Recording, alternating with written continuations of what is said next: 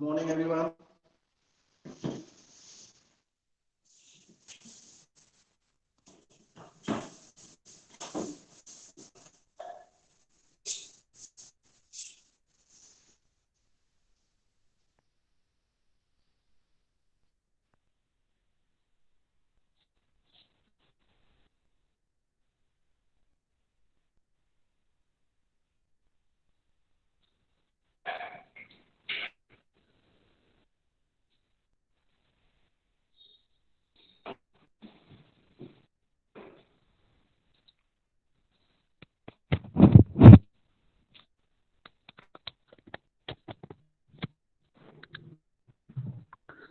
Audible? Can you hear me? Visible?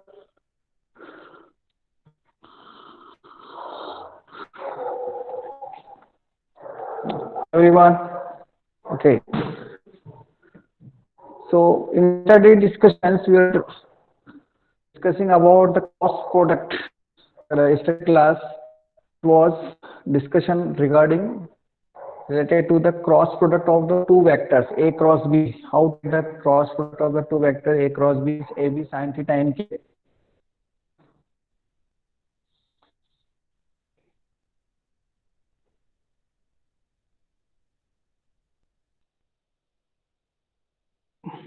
A cross B is defined as AB sin theta n k, and its geometrical meaning is how to get the geometry. What is the geometrical meaning of A cross B? The geometrical meaning of A cross B is to find the area of parallelogram when its adjacent sides are given.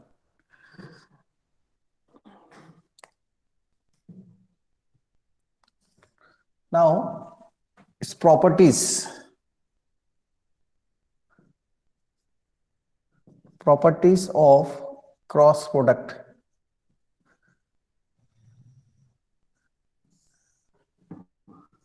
Property 1, A cross B is not equal to B cross A, but A cross B you can write as minus B cross A equal, because when we write A cross B like this is A to B, A vector and B vector, this is A cross B, and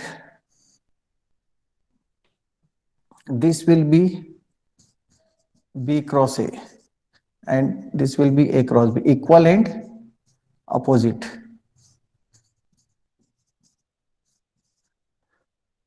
B cross A equal and opposite but equal magnitude, so negative vectors. Property number 2, you can use distributive property A cross B plus minus A cross C.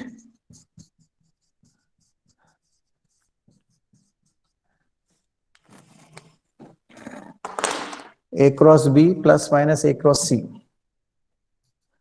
There is the property of A cross B cross C.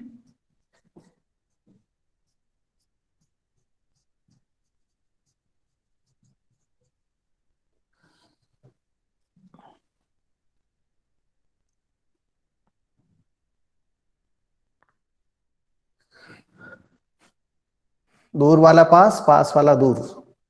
A dot C, दूर वाला पास A dot C है ना, और पास वाला दूर A dot B. दूर वाले को पास बुला लिया, पास वाले को दूर बुला लिया. भादवा माता के दर्शन करना कम लोग जाते हैं, वैष्णो देवी ज्यादा चले जाते हैं. This is actually vector triple product.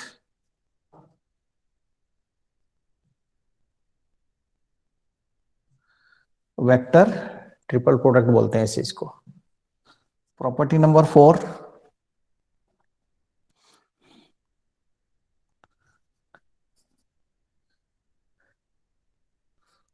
A cross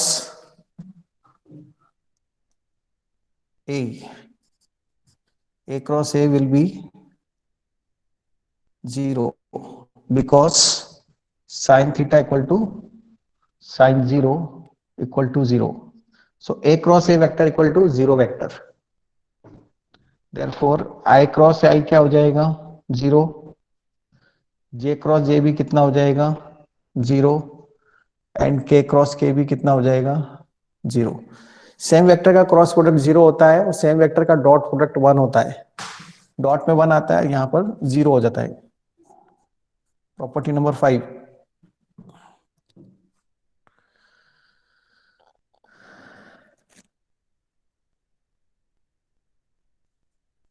A cross B is a vector perpendicular to A and A cross B is a vector perpendicular to B. दोनों पे perpendicular होता है A cross B. A cross B is perpendicular to vector A and A cross B is perpendicular to the vector B.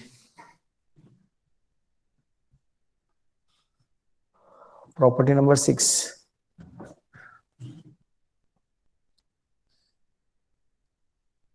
We know that these I, J, K are perpendicular to each other, mutually perpendicular vectors. I, J, K. X axis, Y axis, Z axis. ये तीनों आपस में कैसे होते हैं? Perpendicular होते हैं unit vector आई जे के।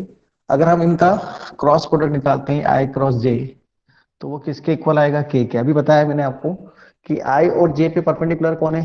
के। आई क्रॉस जे पे परपेंडिकुलर कौन हो जाएगा? आई और जे। देखो ये आई और जे परपेंडिकुलर इज के, जे और के परपेंडिकुलर जे और के पर आई, और के क्रॉस आई जे हो जाएगा। मतलब इसको ऐसे याद रखते हैं साइक्लिक ऑर्डर में, हम इधर आई लिख दो, इधर जे लिख दो, इधर के, इधर क्रॉस लगा दो। आई क्रॉस जे, आई क्रॉस जे के होता है, जे क्रॉस के आई होता है, और के क्रॉस आई जे होता है। ये साइक्लिक ऑर्डर में चलना चाहिए, आई से जे से के से आई। तो आई जे के आंसर हो जाते हैं इसके। आई क्रॉस जे का आंसर क्या हो जाएगा? जो नहीं है वो लिखना है आंसर। आई और जे है तो के, जे और के है तो आई, और के और आई है तो जे। बट ऑर्डर ध्यान रखना बहुत जरूरी है, क्योंकि इसमें ए क्रॉस बी और बी क्रॉस इक्वल नहीं होते हैं। आई क्रॉस जे के अगर आप जे क्रॉस आई लिखेंगे तो माइनस के हो जाएगा, ये ध्यान रखना। तो अगर आपने इसको जे क्रॉस आई लिख दिया तो ये माइनस के हो जाएगा, जे क्रॉस आई। तो आई क्रॉस जे इज के, जे क्रॉस के is i, k cross i is J.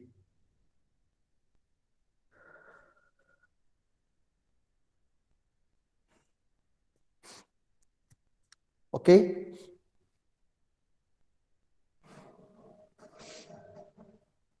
Take the screenshot.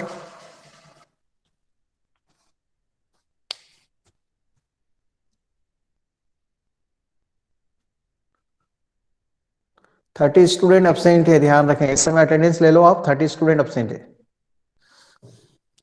जब मैं अटेंडेंस लेने की बोल रहा हूँ, इस समय 63 + 3 65 प्रेजेंट है, मतलब 30 स्टूडेंट अभी एब्सेंट है। बस यही कंसिडर होंगे इस समय जो अटेंडेंस ली जा रही है। Take the attendance right now. बाद में ये कोई कंसिडर नहीं होगा। 65 + 3 68 है इस समय। आप कंसिडर नहीं होंगे। इसके बाद वाले जितने भी बाद में लिखेंगे, या मैं बोल रहा हूँ मेरे पास रिकॉर्डिंग है ना, बाद में मत बोलना सर आई वॉज प्रेजेंट। और थोड़ी देर बाद जो छोड़ के जाएंगे वो यहाँ डिस्प्ले में दिख जाएगा कौन छोड़ के गए, तो उनको मैं बोल दूंगा कि इनको स्टूडेंट को हटा दो। और आप भी ऑब्जर्व करना है कौन स्टूडेंट बीच में जा रहा है और वापस आए। 2-1 मिनट के लिए जाके वापस आया तो वो समझ में आ जाता है कि कोई कनेक्टिविटी प्रॉब्लम आई है। लेकिन अटेंडेंस हो गई, आप चले गए, अगर ऐसा करते हैं तो भी समझ में आ जाएगा। अभी 66 + 3 69 are there. Okay,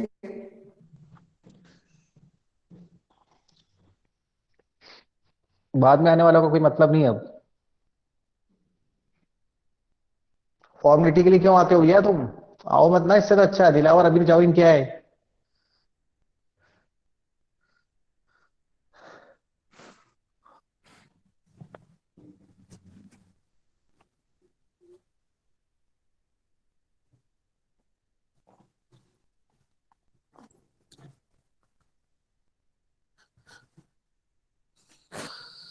A cross ए को ए स्क्वायर नहीं लिखते ही, ध्यान रखना। A cross A equal to 0 vector होता है। प्रॉपर्टी नंबर 7 आएगी ना, अभी 6 हो गई थी या 7 हो गई थी? कितनी प्रॉपर्टी लिख दी थी अभी जस्ट मैंने?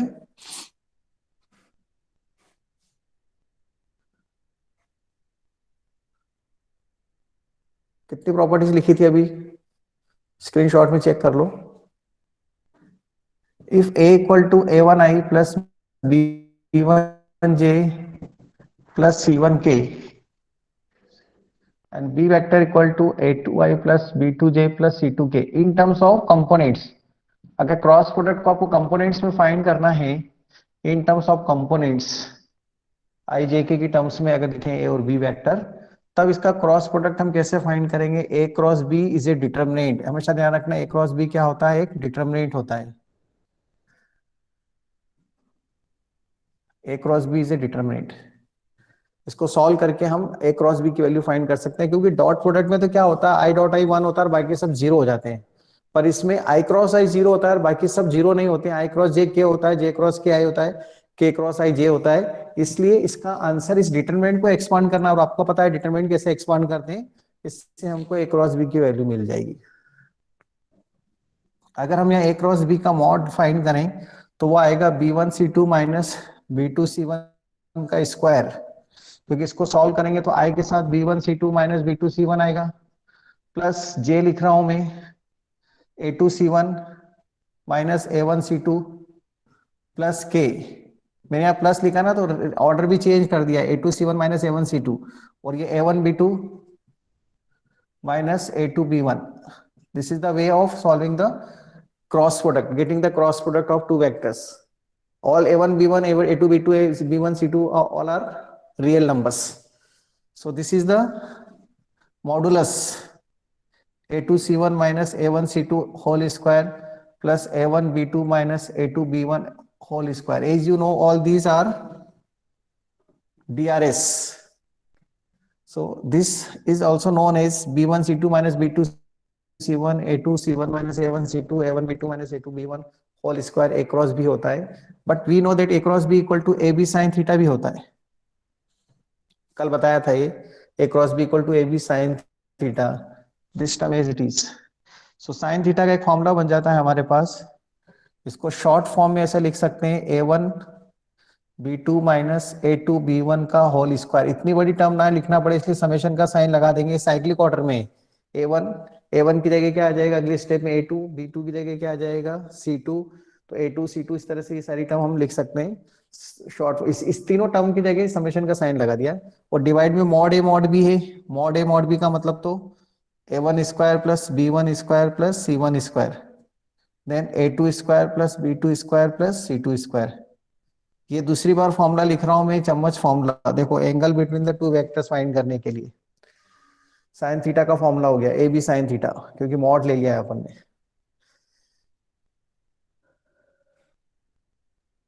Property number 7, please take the screenshot.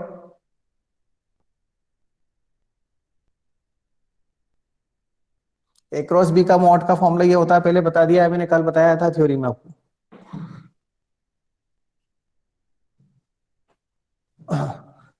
अब प्रॉपर्टी नंबर 8 में ही मैं यहाँ पर क्या कर रहा हूँ, देखो a1 b1 c1 यहाँ एक कैप लिख देता हूँ और b कैप लिख देता हूँ। तो ये L1 M1 M1 हो जाएंगे, पहले थ्योरी में पढ़ा दिया है। जैसे कैप आता है वेक्टर्स से क्या बन जाते हैं, वो DC S बन जाते हैं, L2 M2 N2, L1 M1 N1 Li Mi Ni R DCS। पहले वो DRS थे। तो यहाँ पर क्या हो जाएगा अब, L1 M1 N1 L2 M2 N2,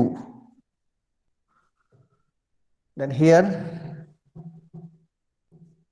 क्या लिखेंगे हम, M1 N2 M1 N2 minus M2 N1 M1 N2 minus M2 N1, then N1 L2 N1 L2 minus N2 L1, and this is M1 N2 L1 M2 L1 M2 minus L2 M1। In terms of I J K लिख दिया है देखो मैंने। और यहां पर ये term पूरी चेंज हो जाएगी। इसको हम कैसा लिखेंगे, M1 N2 minus M2 N1 का whole square plus square square plus इसका स्क्वायर, तीनों टर्म आ जाएगी। शॉर्ट फॉर्म में हम इसको ऐसे ही लिख सकते हैं, M1 N2 minus M2 N1 का होल स्क्वायर। डिनोमिनेटर में कुछ भी नहीं आएगा इसमें। इसको बोलते हैं हम लैग्रेंजेस आइडेंटिटी।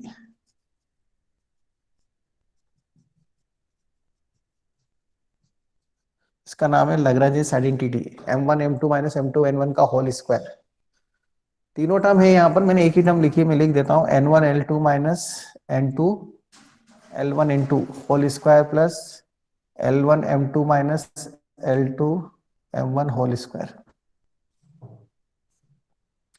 मॉड ए मॉड बी 1 होता है इसके अंदर, मॉड ए केप 1 मॉड बी केप 1, इसलिए यहाँ पर मॉड ए केप 1 मॉड बी केप 1 हो जाएगा, क्योंकि ये वेक्टर्स की जगह यहाँ पर क्या आ जाएगा, केप आ जाएगा। तो उसी में करेक्शन कर दिया है मैंने, प्रॉपर्टी नंबर 8 बना दी है। देखो ये दोनों 1 हो जाएंगे, mod A cap mod B cap, mod A mod b sine theta equal to, और साइन थीटा ये 1 हो जाएगा, तो साइन थीटा इक्वल टू, ये डिनोमिनेटर में टर्म नहीं आएगी इसमें, क्योंकि मॉड ए के मॉड बी के 1 है, या डायरेक्शन कोसाइन के स्क्वायर का सम 1 होता है। ये एक लैग्रेंज आइडेंटिटी, ये 3D में बहुत यूज होती है। स्पेशली इसका यूज होता है कहाँ पर, जब हमें शॉर्टेस्ट डिस्टेंस के क्वेश्चन सॉल्व करने पड़ते हैं, find the shortest distance between two skew lines, वहां पे ये वाली टर्म यूज होती है। ये भी यूज कर सकते हैं, इससे दोनों ही Lagrange identity in terms of DCS है। इन टर्म्स ऑफ डीआरएस में या A1 B1 A2 B2 आ जाते हैं, इन टर्म्स ऑफ डीसीएस में L1 M2 L2 M1 आ जाते हैं। बस जिसमें डिनोमिनेटर में 2 चम्मच गायब हो जाती है, क्योंकि स्क्वायर का सम 1 होता है डायरेक्शंस कोसाइंस के।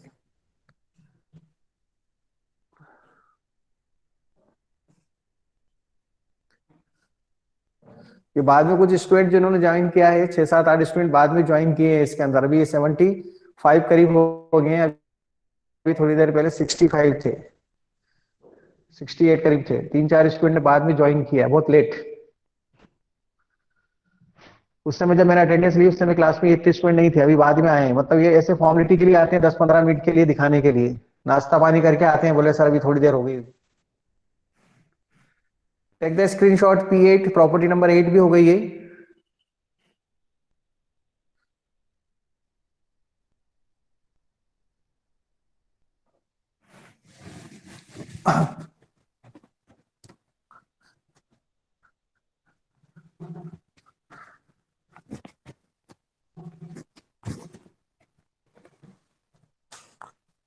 Property number 9,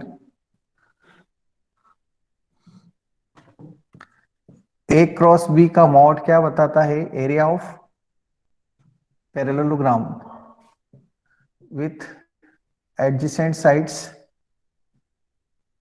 vector a and vector b. ये मैंने ज्योमेट्रिकल मीनिंग में भी समझा दिया था आपको, ऐसा area of parallelogram with adjacent sides A vector and B vector, O A और ओ बी, ठीक है, adjacent sides. P10, area of parallelogram when diagonals are given,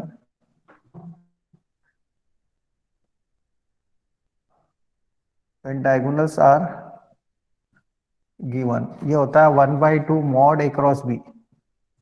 ध्यान देना इसमें 1/2 mod of a cross b, जब डायगोनल्स गिवन हो, parallelogram के diagonals a vector और b vector, this is a vector and this is b vector. When diagonals are given, 1/2 mod A cross B.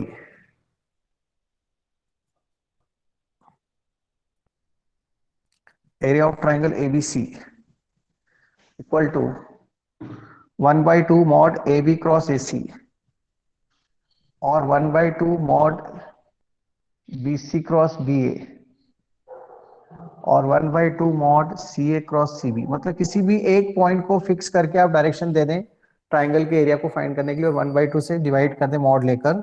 Area of triangle देखो, ये ABC, either you take AB cross AC, either take BC cross BA और take CA cross CB।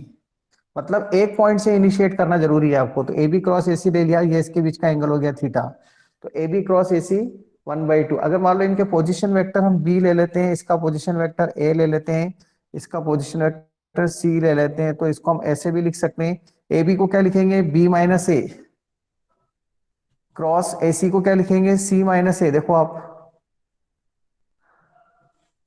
और इसको solve करेंगे तो ये आएगा 1/2 mod में A cross B plus B cross C plus C cross A this is the another formula of area of triangle. Area of triangle के ये फॉर्मूला है, या तो ये लिखो या ये लिखो या ये लिखो, तीनों एक ही बात है, कोई सा भी यूज कर सकते हैं आप, अकॉर्डिंग टू द सिचुएशन आप यूज कर सकते हैं। इसलिए मैंने तीनों फॉर्मूले लिख दिए हैं एरिया ऑफ ट्राइंगल को फाइंड करने के। How to find the area of triangle दिख रहा है?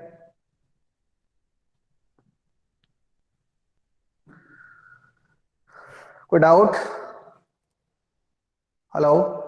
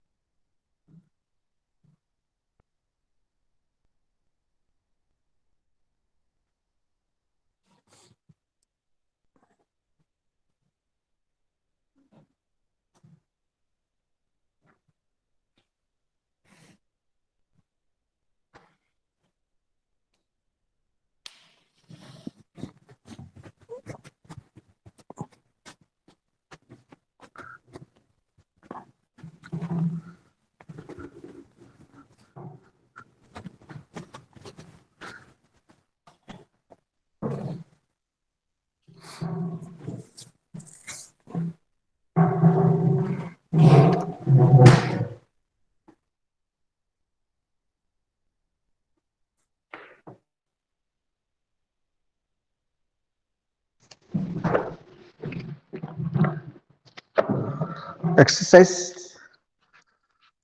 10 पॉइंट, एक्सरसाइज 10.3 आएगी ना? 10.2 हमने कर लिए। 10 क्रॉस प्रोडक्ट पर बेस्ड है वो। 10.4 10.4 आएगी ना? 10.3 डॉट प्रोडक्ट पे थी, जो अभी जस्ट हमने कंप्लीट करी कल। उससे पहले 10.2 हमने किया था। हाँ, सो 10.4 exercise, page number 454। 10.4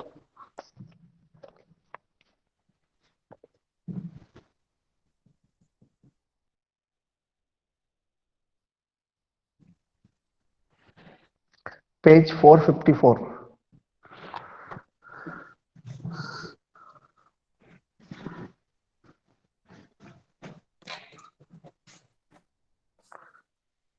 It is given, it is asked to find mod of A cross B where A vector and B vector is given.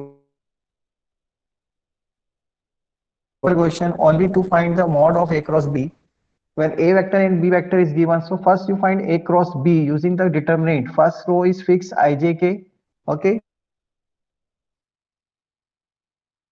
7 1 minus 7 7, and components are 3 minus 2 2, second vector. Using the properties of determinant and expansion of determinant, you can get this I into minus 14 plus 14, minus 14 plus 14 I, then minus j times 2 minus 21 plus k times minus 2 plus 21. This is equal to 0I minus 19j plus 19j plus 19k. This is A cross B, but we need to find mod of A cross B. So the mod of A cross B will be equal to 0 square plus 19 square plus 19 square, means 2 times of 19 square. You can write 19 root 2 units. This is the area of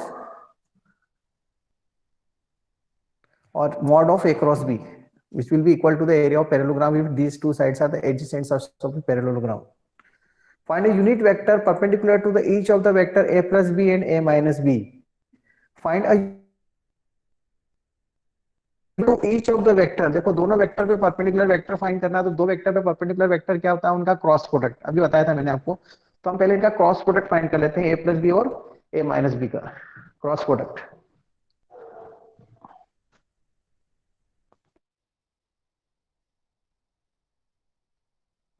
late C vector equal to A plus b, हम उसको C मान रहे हैं।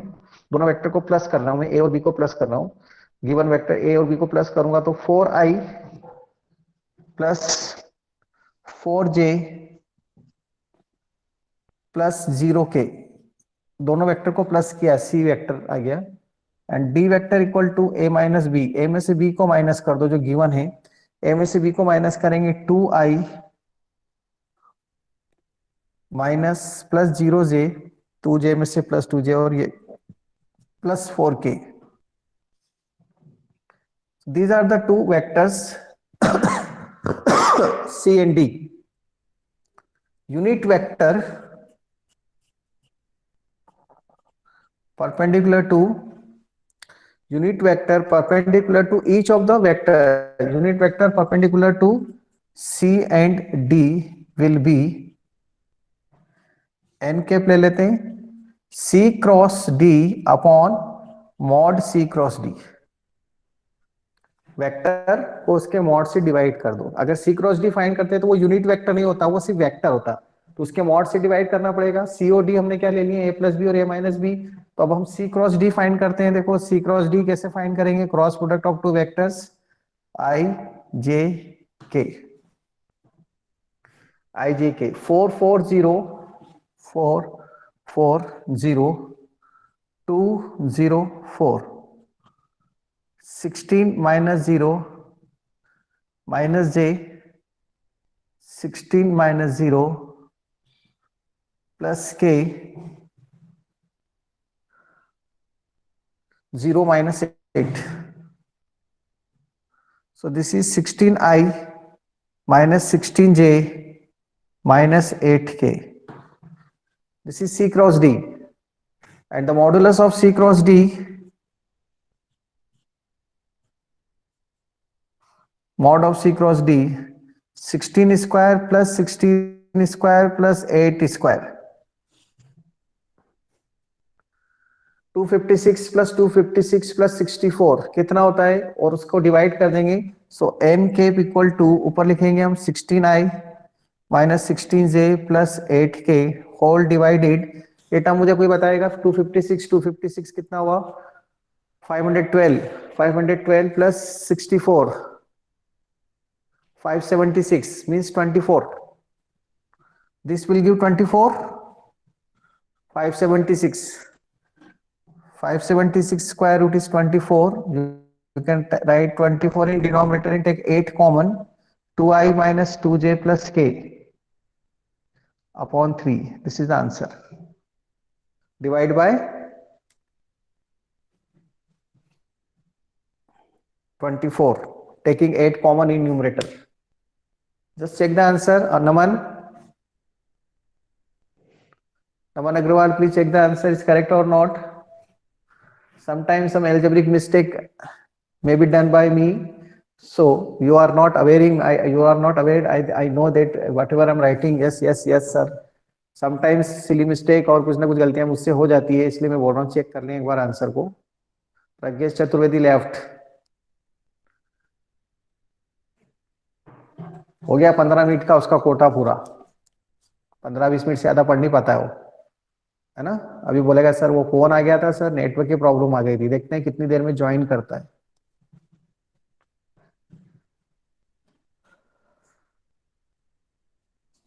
Is it correct?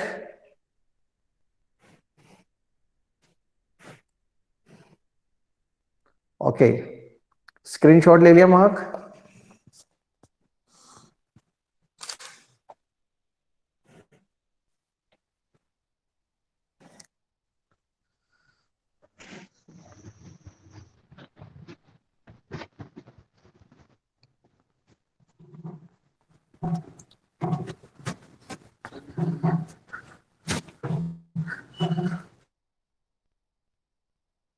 Algebraic questions 1 and 2.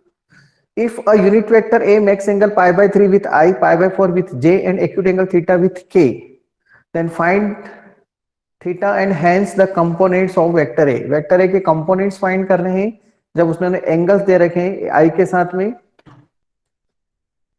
Unit vector A makes an angle pi by 3 with I, pi by 4 with J,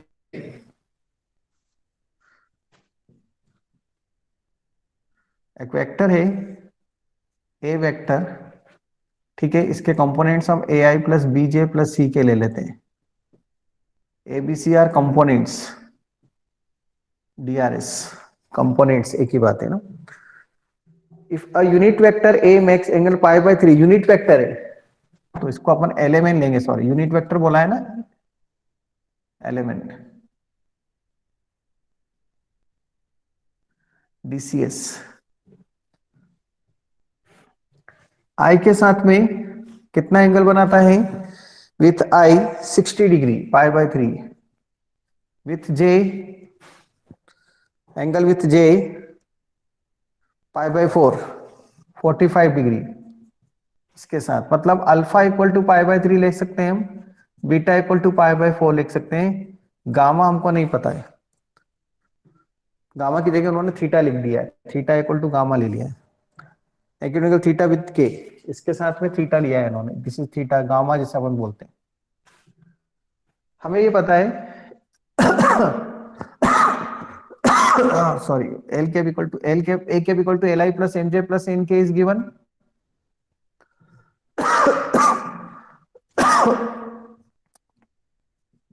L square plus M square plus N square equal to 1 होता है। L का formula क्या होता है, cos alpha cos pi by 3, cos 60 degree कितना होता है, √3/2 1/2, cos 60 1/2, M equal to cos pi by 4 cos beta cos pi by 4 1/√2, this is cos beta. तो एल और एम इसमें पुट कर देते हैं, इसमें पुट करते हैं तो 1/4 plus 1/2 plus N square equal to 1, तो n square equal to 1 minus 1/4 n 1/2 3/4, so n equal to 1/2 आ गया हमारे पास, 4 minus 1,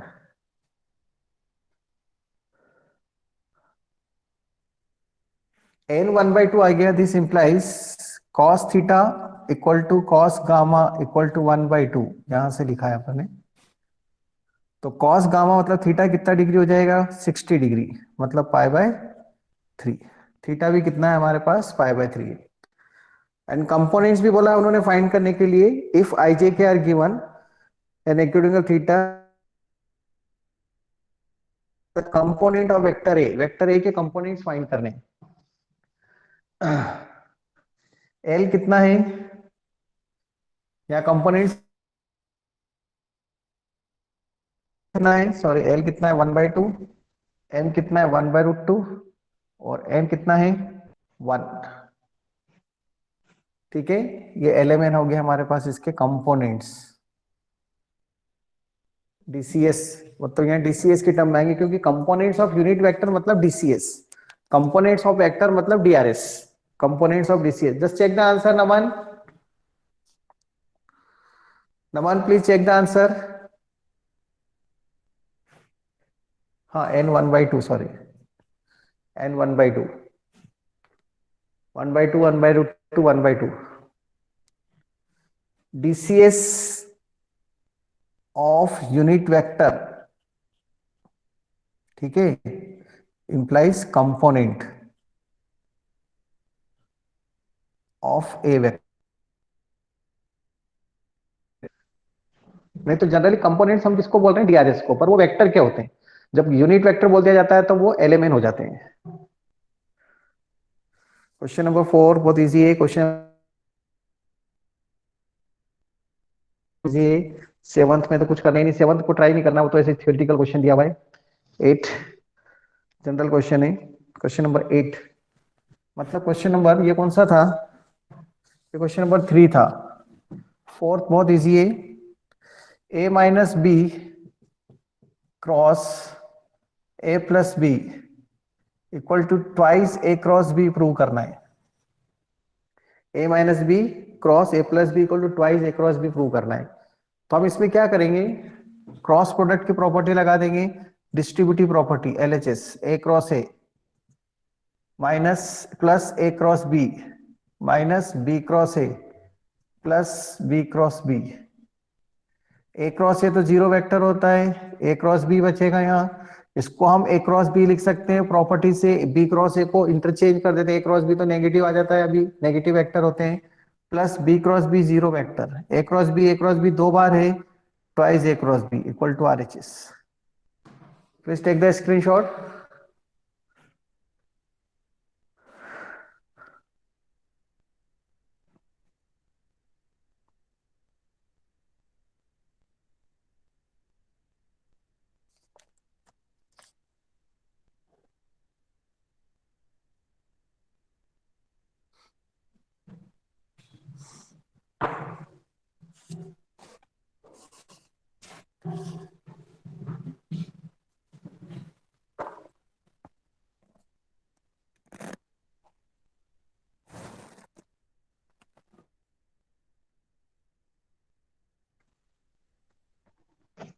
done.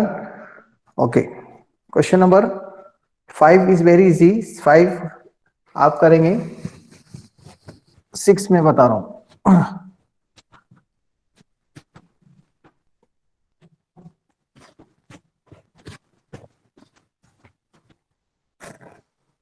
Question number 5 you try please. Question number 6, given that a dot b equal to 0। देखो a dot b अगर 0 दिया है, this implies vector a is perpendicular to vector b, and a cross b भी 0 दिया हुआ है। a cross b अगर 0 दिया हुआ है वेक्टर, तो इसका क्या मतलब हुआ, a is parallel to b, क्योंकि थीटा 0 हो जाएगा। क्रॉस प्रोडक्ट 0 कब होता है, जब वेक्टर थीटा 0 हो, और साइन 0 0 होता है, तो एक वेक्टर दूसरे वेक्टर पे कॉन्साइड हो जाएगा। What can you conclude about the vectors a and b. तो वेक्टर ए और बी क्या होंगे बताओ। वेक्टर ए और बी कैसे होना चाहिए, या तो परपेंडिकुलर होंगे या पैरेलल होंगे। ऐसा तो लिख नहीं सकते दोनों वेक्टर परपेंडिकुलर है भी है और पैरेलल भी है। एंड लिख रखा है, देखो उन्होंने क्वेश्चन में दोनों कंडीशन है, एंड लिखा हुआ एंड, तो वेक्टर परपेंडिकुलर भी है और पैरेलल भी है, तो हो नहीं सकता। तो क्या आएगा answer, either a equal to 0 और b equal to 0। This implies either a equal to 0 और बी इक्वल टू 0।